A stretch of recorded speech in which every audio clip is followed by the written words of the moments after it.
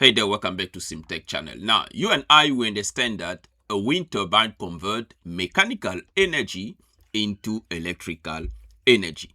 And under normal operating conditions, right, the mechanical power that is captured by this particular turbine here is then balanced, okay, by the electrical power that it must deliver to where? To the electrical grid, to the power system grid. So during this phase or in this instance, the rotor speed must basically remain constant, almost constant, the rotor speed of your wind turbine.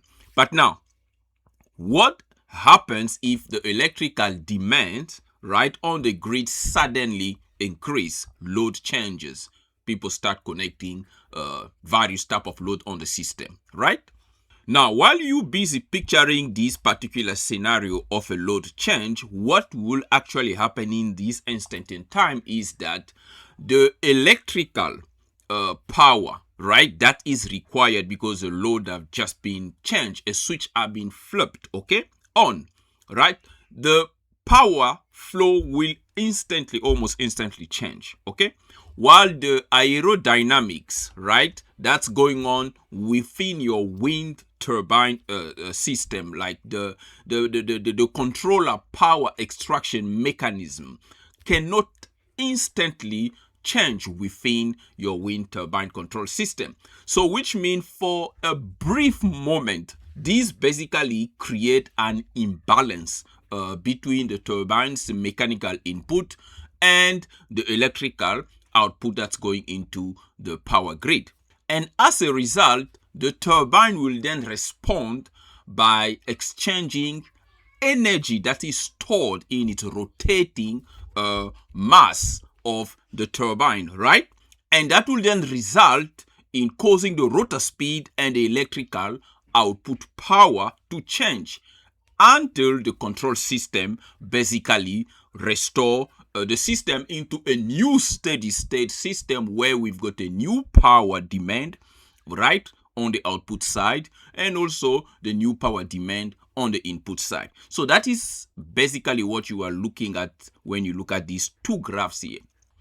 And here in blue, you're looking at the graph of the rotor speed when there is a sudden change in the load. You can see a lot of oscillation before it reached some form of equilibrium or steady state, and that was caused by a spark in the output power demands before it reaches steady state again. So now, why is all of this important? Because when you are modeling a wind turbine system or maybe a solar PV plant, basically for your grid compliance studies, the controller parameters, they are very important. They must be fine-tuned so that the plant respond correctly to the network, specifically here at the PCC at the point of common coupling, right?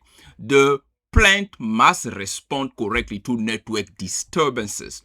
Now, whether it's a load change that I just simulated here, or a fault, or maybe a voltage drop at the bus, right? The generating plant, this particular DFIG plant, must remain stable, right? And it must keep its voltage, frequency, and power response within the limit that is specified by the grid code, by the governing body that control the grid connection system. So this is why we do all of these simulations to basically allow us to verify that the controller meets all these those requirements before the plant is connected at this point of common coupling of your electrical network. So that's basically in a nutshell what I'm just going to show you how I got this particular plot. It's very important. So if you are new to DIgSILENT PowerFactory, it's not so easy to actually get to plotting this network and see what you actually need to see, because right now, let me just go back here. So we've got this DFIG system that already have a model here. We can basically look at the model by accessing here. Now I've done tutorial already covering a few aspects of these models, so please watch my tutorial on DFIG wind turbine systems. I'll drop the link in the description box. So let's just go back over here. What I'm going to do is I'm going to just go ahead and remove this plot here, okay? And we're going to start from scratch to basically see how we can get to that plot. Obviously, I did set up an event. So let me just go ahead and remove the particular event as well. So we can see that the delete option here for our event is grayed out. So what we need to do, we must reset our calculation. So let's go ahead and just reset the calculation. Now we go back in there. Now we can see we are now able to delete this event.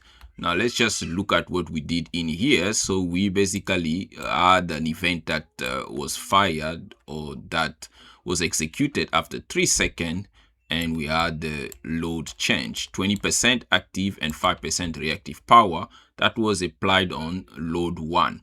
So I'm going to go ahead and just delete that, okay? And then we're going to just quickly execute the load flow here, okay? So as you can see, we have load flow running. The model, the wind turbine here is loaded by 90%. That's not what we are concerned about here. By the way, if you find this tutorial useful, please make sure you give it a thumbs up and subscribe to CMTEQ channel. That would be highly appreciated. Share it to your social media network. Be the power system messenger. Great stuff. I thank you very much.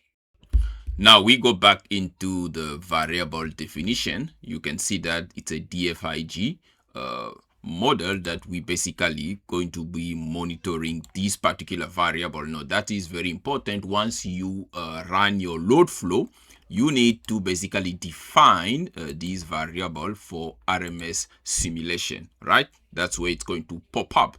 Okay, now just a quick note, we are basically going to run a dynamic simulations, and then we're going to observe a change on the load, right, running on our power system network. Okay, so we've already added that. Then the next thing we're going to do is we're going to reinstate our event that we basically just deleted. I'm just trying to show you guys the process here. So we click on that particular button.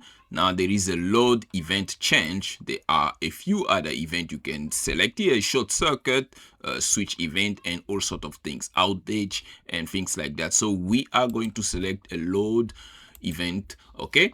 And once that's pop up, this is basically where we are at. So we're going to execute that after 3 seconds, and it's going to be a step exactly the way it was, and this is going to be 20%, and that's going to be 5%, and we say okay. So basically our event is ready to fire, okay? Then before we can actually execute that, we need to initiate and run calculations of the initial condition. That is very important, because that is the point of reference for our dynamic simulation, because if that does not execute, we cannot validate and verify the dynamic simulation of the model that is already implemented in this DFIG wind turbine system.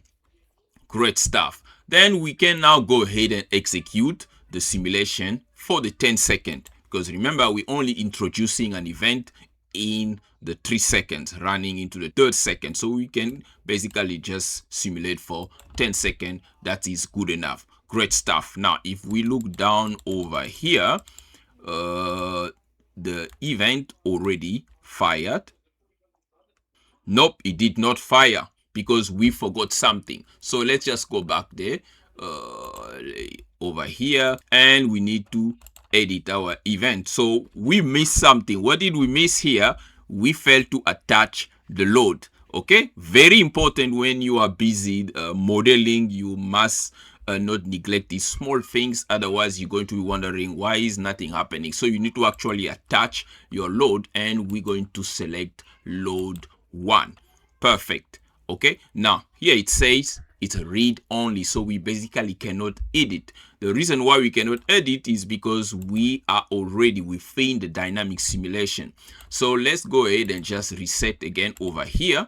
Okay, and we're going to execute load flow again, important. And now we're going to again execute the initial condition, and let's just double check and ensure that we can set it up. Okay, there we go. Now it's been attached. 3 seconds, 25%, and then we can say okay. Now we can go ahead and run the dynamic simulation. Now this time around, our event must fire. Let's just go ahead and have a look. There we go. It did fire over here. Great. We can see that active power changed by 20%, reactive power changed by 5%. Perfect. Now we need to plot. So we're going to go ahead and click on the plot, and we can see we do not have any plot. So we're going to double click over here. We're going to select our DFIG system. Okay, power that we need to monitor, that's a variable. So we're going to select the total active power, and we're going to click OK.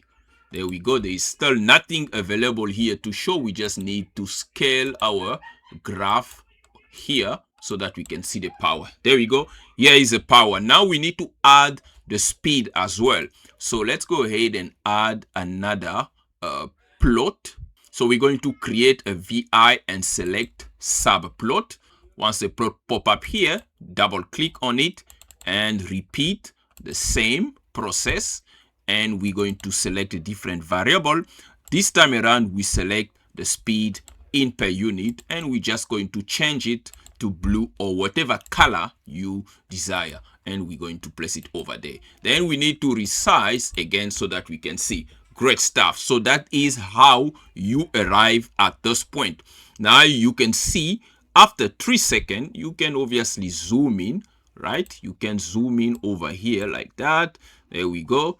And you can even zoom in more, right? There we go. So after exactly 3 seconds here, we can see that there was a sudden change in the load. So the power spike and came down a bit before it reached steady state. And during this period, we had all these transients, oscillations, disturbance that basically happen on the speed of the wind turbine before it can actually reach the new steady state, as we described it earlier in the start of this tutorial. So that is it, guys, for this quick tutorial on a very important aspect of modeling. Now, obviously, as I've said earlier, a lot of things can be simulated in this fashion, and if you want to achieve a certain level of compliance to this point of connection, you need to work over here, right? You need to fine-tune all these controller parameters. Now, in the coming